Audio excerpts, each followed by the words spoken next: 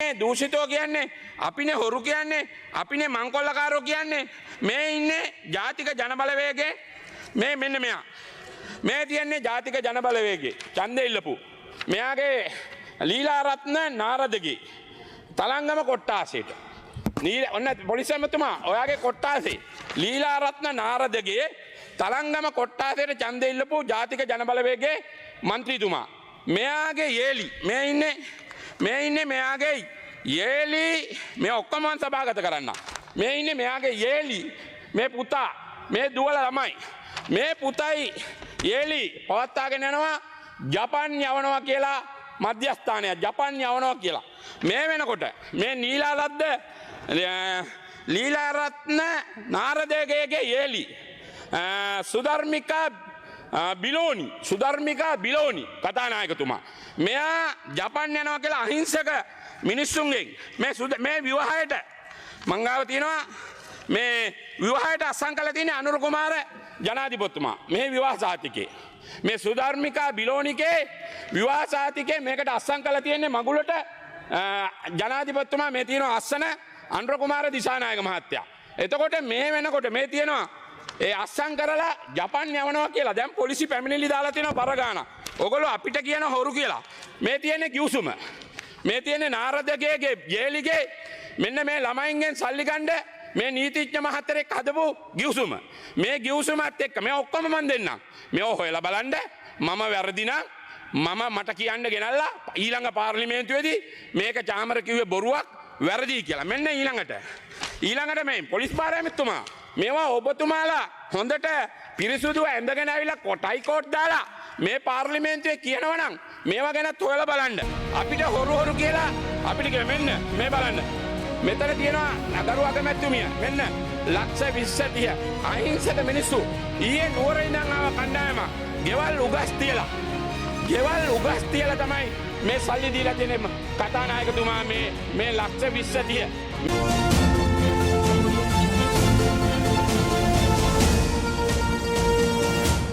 Honorable Chamara Sampath Dasanayake, you have 6 minutes.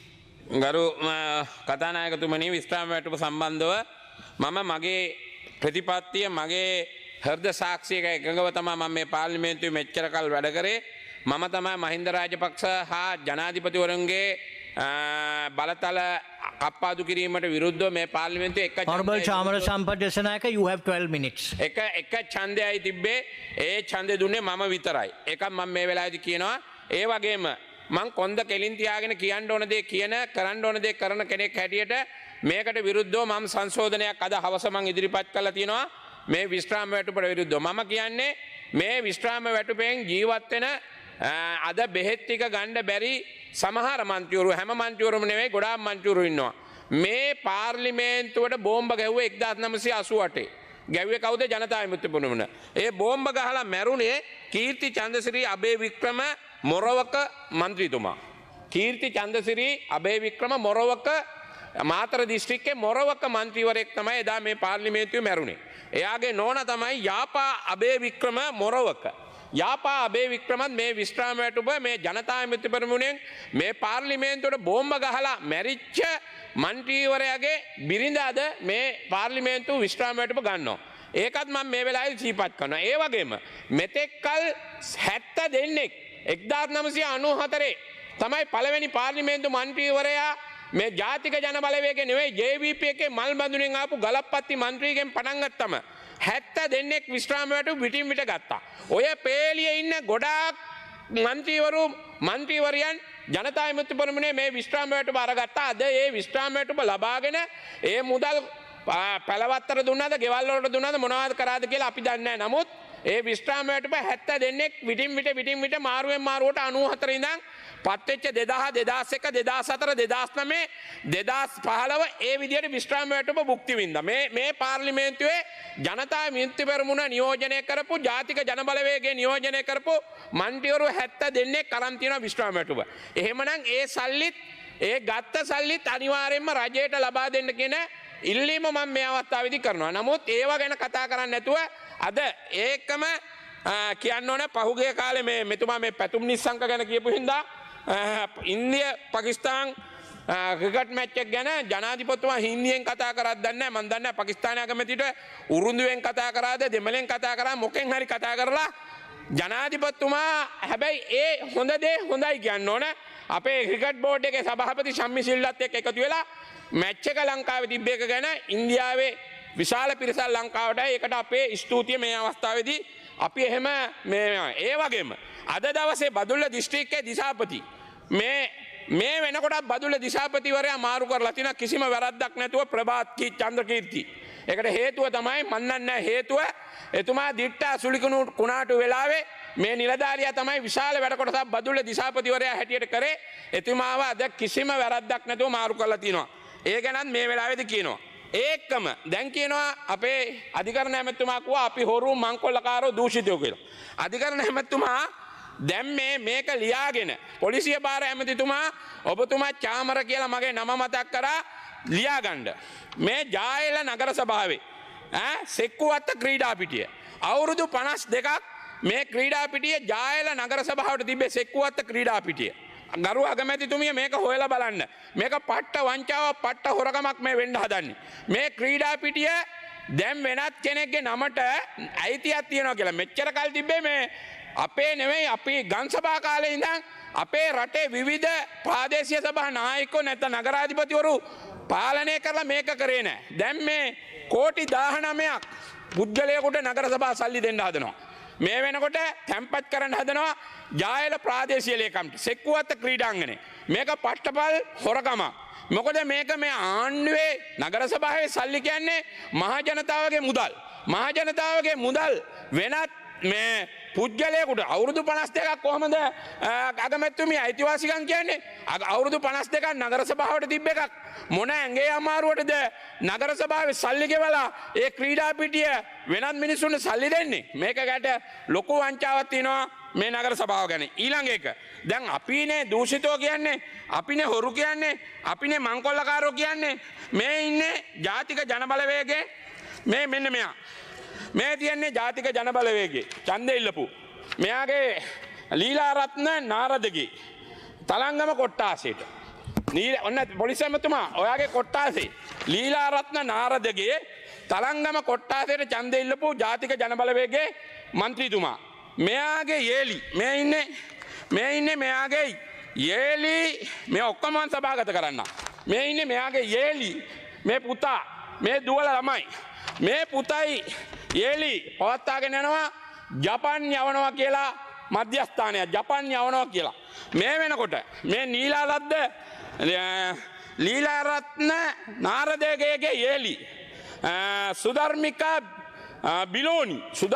බිලෝනි කතානායකතුමා මෙයා ජපන් යනවා කියලා අහිංසක මිනිස්සුන්ගෙන් මේ විවාහයට මංගාව තියෙනවා මේ විවාහයට අත්සන් කළ තියෙන අනුර කුමාර ජනාධිපතිතුමා මේ විවාහ සාතිකේ මේ සුධර්මිකා බිලෝනිගේ විවාහ සාතිකේ මේකට අත්සන් කළ තියෙන්නේ මගුලට ජනාධිපතිතුමා මේ තියෙනවා අස්සන අනුර කුමාර දිසානායක මහත්තයා.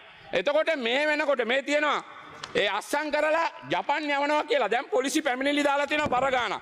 ඔයගොල්ලෝ අපිට කියන හොරු කියලා. මේ තියෙන්නේ කිව්සුම. මේ තියෙන්නේ නාරදගේ ජේලිගේ මෙන්න මේ ළමයින්ගෙන් සල්ලි ගන්න මේ නීතිඥ මහත්තරෙක් හදපු ගිවිසුම. මේ ගිවිසුමත් එක්ක මේ ඔක්කොම මන් දෙන්නම්. මේව හොයලා බලන්න මම වැරදි නම් මට කියන්න ගෙනල්ලා ඊළඟ පාර්ලිමේන්තුවේදී මේක චාමර කිව්වේ බොරුවක් වැරදි කියලා. මෙන්න ඊළඟට මේ පොලිස් භාර ඇමතුමා මේවා ඔබතුමාලා හොඳට පිරිසුදුව ඇඳගෙන ඇවිල්ලා කොටයි කෝට් දාලා මේ පාර්ලිමේන්තුවේ කියනවා නම් මේවා ගැනත් හොයලා බලන්න. අපිට හොරු කියලා අපිට කියන මෙන්න මේ බලන්න. මෙතන තියෙනවා අගරු අගමැතිතුමිය මෙන්න ලක්ෂ 20 30 අහිංසක මිනිස්සු ඊයේ නුවර ඉඳන් ආව කණ්ඩායම ගෙවල් උගස් තියලා තමයි මේ සල්ලි දීලා තියෙන කතානායකතුමා මේ ලක්ෂ 20 30 මේ වෙනකොට පැමිණිලි එකක්වත් බාර ගන්න නැහැ. ඇයි මේ ජාතික ජනබලවේගයේ ඡන්දෙ ඉල්ලපු කෙනාගේ යේලි පුතයි තමයි මේ බිස්නස් එක කරන්නේ. මේවා වෙන්න එපා. මේවා කරන්න නෙවෙයි මේ ආණ්ඩුව හැදුවේ. පෙන්ෂන් එක නතර කරනවා වගේම මම මේක කිව්වා කියලා මම මේ පෙන්ෂන් එක නතර කරා කියලා මට පෙන්ෂන් එක ලැබෙන්නේ නැහැ. මම 2015 පාර්ලිමේන්තුව ආවා මාසයක් හිටියේ 2019 මම පාර්ලිමේන්තුව ආවා අපි අගමැතිතුමිය එකට හිටියේ අපි අවුරුදු 4න් අයින් වුණා. එතකොට එතරම් පෙන්ෂන් එක නැහැ. මට මේ පෙන්ෂන් එක අවශ්‍ය නැහැ. මට හම්බෙන්නේ නැහැ. හැබැයි මම මේ සංශෝධනය දැම්මේ. අහිංසක මිනිස්සු ඉන්නවා අද බෙහෙත් ටිකක් ගන්න බැරි මිනිස්සු. රුපියල් 62000යි. මෙතුමාට දැන් කතා කරා മന്ത്രിවරයෙක්. රුපියල් 62000යි. කතානායකවරයා අද අස්සම් කරනවා නම් අස්සම් කරපු දිනේ සිට වළංගු වන පරිදි ක්‍රියාත්මක කරන්න. නීතියක් මේ රටේ ක්‍රියාත්මක වෙන්නේ කතානායකවරයා. ඔබතුමා නීතිඥයෙන්නේ. පොලිස් භාර ඇමතුමා කතානායකවරයා අස්සම් කරපු දිනේ සිට ක්‍රියාත්මක කරන්න කියලා තමයි මම කියන්නේ. නැතුව මට මේ පෙන්ෂන් එක හදා ගන්නවා මට ඩෝබි බලකාය මඩ බලකාය දැන් ගහයි. චාමර තමයි මේ සංශෝධන දාන්නේ. මේක චාමරට උවමනාවට කරනවා කියලා. චාමරට උවමනාවට කිසිම දෙයක් කරන්න මට හැම දෙයක්ම මම මේ පාර්ලිමේන්තුවට ඉදිරිපත් කළා තියෙන්නේ නිවරදිව කියලා තමයි මම හැම දෙයක් ගැනම මේ පාර්ලිමේන්තුවේදී කියන්නේ. හොඳ දෙයට හොඳයි කියනවා. නැත්තම් අපි මේ ඊළඟ එක දැන් බලන්න ගොඩාක් දේවල් තියෙනවා. අපිට කියන්න වාහන වල සීට් බෙල්ට්. දැන් යන්න බෑ සීට් බෙල්ට් තියෙනවා සීට් බෙල්ට් දාලා හැම එකම හැම බස් එකේම සීට් බෙල්ට් තියනවද? කතානායකතුමා හැම බස් එකේම හැම වාහනේම සීට් බෙල්ට් තියනවද? කාලයක් දෙන්න ඕනේ දැන් ගොඩාක් වාහනවල අධිවේගී මාර්ගයේ දුවන්න දෙන්න. ඒවට විකල්ප දෙන්න. ආණ්ඩුවක් වුණාම විකල්පයක් නොදී හැම දෙයකම ආණ්ඩුව වුණාම විකල්පයක් නොදී කටයුතු කරන්න ගියාම කොහොමද කටයුතු කරන්නේ හැමදේම? එහෙම කටයුතු කරන්න බෑ මේ රටේ. එකපාරම කටයුතු කරන්න බෑ. මේ දේ තමයි ඕගොල්ලෝ හිතනවා නම් මේ විස්්‍රාම වැටුප අයින් කරා කියලා. එහෙමනම් මේමයි. දැන් වතුකම්කරුවෝ රුපියල් 200ක් වැඩි කරා කියලා ඕගොල්ලෝ මහා ලොකෝට ඉන්නවා. ඔයක වැඩි කරපු රුපියල් 200ක් නැහැ සමහර කොම්පැනි දෙන්නේ නැහැ. වැඩි කරපු රුපියල් 200 දෙන්නේ වැඩිදලු කිලෝ 4ක් වැඩියෙන් කරන්න ඕන. දැන් සාමාන්‍යයෙන් තේවත් එක වැඩිදලු කිලෝ 4ක් ඇදුවා රුපියල් 200 හම්බ වෙනවා. කොහොමද? එහෙමනම් ඕගොල්ලෝ මේ විස්්‍රාම වැටුප අද මේ മന്ത്രിවරුන්ගේ විස්්‍රාම වැටුප නතර කරනවා නම් මේ කන්ද උඩරට අවුරුදු 200ක ඉතිහාසයක් තියෙන සුද්දෝ වගා කරපු ඒ තේ බිම් වල ඉන්න අහිංසක මිනිසුන්ට විස්්‍රාම වැටුපක් හදලා දෙන්න.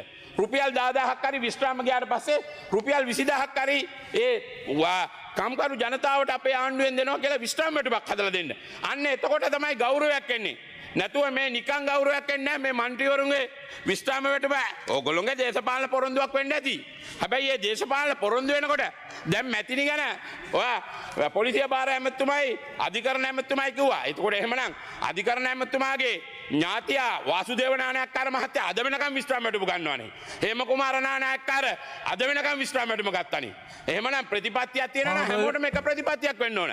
කෙලින් වැඩ කරනවා නම් Sampadassanayaka, you have 2 more minutes. කෙලින් වැඩ කරනවා නම් කවුරු වුණත් කෙලින් කතා කරලා කෙලින් වැඩ කරනවා නම් කෙලින් වැඩ කරනවා නම් කෙලින් කතා කරනවා නම් හැමෝම පිරිසුදු වෙමු. හැමෝටම එක නීතියක් ක්‍රියාත්මක වෙන්න ඕන. චාමරට එක නඩුවක්, තව එක්කෙනෙකුට එක නඩුවක්. දැන් අද අධිකරණයක් පටන්ගෙන මගේ නඩුව අහන්න පටන් ගත්තා. කමක් නැහැ අහන්න. හැබැයි ඒ කියලා අපේ නඩුව අහනවා වගේම අනිත් මිනිසුන්ගේ නඩුව එහෙම ෆයිල් ගණන්. කොච්චර වැරදි තියෙන මිනිස්සු ඉන්නවද මේ විපක්ෂේ? ආණ්ඩු පක්ෂේ කොච්චර වැරදි තියෙන මිනිස්සු ඉන්නවද? ඒවා මෙහෙමයි. හැම කෙනාම උඩ බලාගෙන කෙල ගහන්න එපා. ඔබතුමා සිරිමා බණ්ඩාරනායක මැතිනිය ගැන කතා කරා. මැතිනිය පරාජය වෙන වෙලාවේ හරි මොනවා හරි වෙලා මේ රටේ මිනිස්සු ගැන හිතලා තමයි රුපියල් 500ක් ඉල්ලලා තමයි ඉල්ලීම කරේ විස්්‍රාම වැටුපක් දෙන්න කියලා. ඒ විස්්‍රාම වැටුප වෙනුවෙන් තමයි මැතිනිය එදා ඉදිරිපත් උනේ. මැතිනිය ගෙනිච්ච දෙයක් නෑ. මැතිනියගේ නම කියන්න එපා. අද නිට්ටඹුවේ අක්කර කී දහස් ගාණක් මේ රටේ මිනිස්සුන්ට ඒ මිනිස්සුගේ දේපොළ දීලා තියෙනවද? ඒ මිනිස්සු මැතිනි බණ්ඩාරනායක පවුල වගේ පරිත්‍යාග කරපු පවුලක් අද මේ රටේ ඉන්නවද? ඔබතුමා නිදහස් අධ්‍යාපනය ලැබුවේ බණ්ඩාරනායකලා හින්දා. අගමැතිතුමිය නිදහස් අධ්‍යාපනය ලැබුවේ බණ්ඩාරනායක හින්දා. මෙතුමා ගමෙන් ඇවිල්ලා අද දෙරණ කරන්නේ. අද ලංකාවේ ලොකුම ව්‍යාපාරිකයෙක් වෙලා තියෙන විශ්වවිද්‍යාලයට ගියේ. මෙතුමා නීතිඥයෙක් උනේ බණ්ඩාරනායකලා හින්දා. ඒක අමතක කරන්න එපා. මෙතුමා අධිකරණ ඇමති නීතිඥයෙක් උනේ කවුරු හින්දාද? බණ්ඩාරනායකලා හින්දා. බණ්ඩාරනායකලාගේ නිදහස් අධ්‍යාපනය බණ්ඩාරනායකලාගේ ප්‍රතිපත්ති හින්දා තමයි අද මේ රටේ බණ්ඩාරනායකලාට දොස් කියන්න යන්න එපා. බණ්ඩාරනායකලා මේ රටේ විනාශ කරපු මිනිස්සු නෙවෙයි. බණ්ඩාරනායකලාගේ බූදලේ අනුර බණ්ඩාරනායකට තිබ්බ බූදලේ මැඩම්ට තිබ්බ බූදලේ කී දහකට අද ඕගොල්ලන්ගේ මන්ත්‍රීවරයෙක් ඉන්නවා මේ පාර්ලිමේන්තුව නියෝජනය කරමින්. එයාටත් ඒගොල්ලන්ගේ තාත්තලාට අම්මලාටත් ඕගොල්ලොන්ගේ අද ජාතික ජනබලවේගයේ ඉන්න සමහර ප්‍රාදේශීය සභා මන්ත්‍රීවරු පාර්ලිමේන්තු මන්ත්‍රීවරු ඉන්නේ අත්තනගල්ලේ මැතිනිගේ ඉඩම් වල. මැතිනිගේ බණ්ඩාරනායකලාගේ ඉඩම් වල. බණ්ඩාරනායකලා Honorable හම්බ Chamara කරලා නැහැ. Sampath, ඒ ගැන your කියන්න ඕන. time is up. ඒක නිසා මම මේ වෙලාවේදී කියනවා කතා කරනකොට අපි කවුරුත් පිරිසුදුව කතා කරමු. නිකන් හැංගි හොරා කතා කරන්න එපා. හරි දේ හරියට කතා කරමු මේ පාර්ලිමේන්තුවේ. ඒක තමයි මං කිව්වේ. හොඳ දෙයට හොඳයි කිව්වා. ජනාධිපතිතුමා එදා මැච් එක ගහපු එක හොඳයි. ඒකෙන් ඉන්දියානු සංචාරකෝ අපිට 15000ක් 20000ක් මේ රටේ දවස් දෙකක් හරි ඉඳාවා. ඒකට හොඳ කියනවා අපි. සම්මිසිල්ලට අපි ඒකට හොඳ කියනවා. නරක දෙයට නරකයි කියනවා. හැබැයි මෙන්න මේ නගර සභාවේ දූෂණේ ඔබතුමා හොයන්න. ඔබතුමාගේ මන්ත්‍රීවරයාගේ නාරද ඔබතුමාගේ ගෝලේ ඔබතුමාගේ මේ කොට්ටාසෙන් ඉල්ලලා තියෙන්නේ. නාරද කඩුවෙල පාදේශ සභාවට මේවා වෙන්න බෑ මන්ත්‍රීතුමා කාටත්. එහෙනම් මේවත් අපි එලි කරන්න තමයි පාර්ලිමේන්තුවට ඇවිල්ලා තියෙන්නේ. ඒ ගැන මේ වෙලාවේදී ප්‍රකාශ කරමින් විස්්‍රාම වැටුප දෙන්න ඕන මිනිස්සුන්ට දෙන්න නැති මිනිස්සු පව් ගොඩක් මිනිස්සු දුක් විඳිනවා. අන්න ඒ වෙනුවෙන් ඉදිරිපත් වුණේ කියන එක නැතුව චාමර සම්පට්ට විස්්‍රාම වැටුප ගන්න නෙවෙයි. Honorable member, your time is over. මේ අවස්ථාවේදී ප්‍රකාශ කරමින් මම නිහඬ වෙනවා. Honorable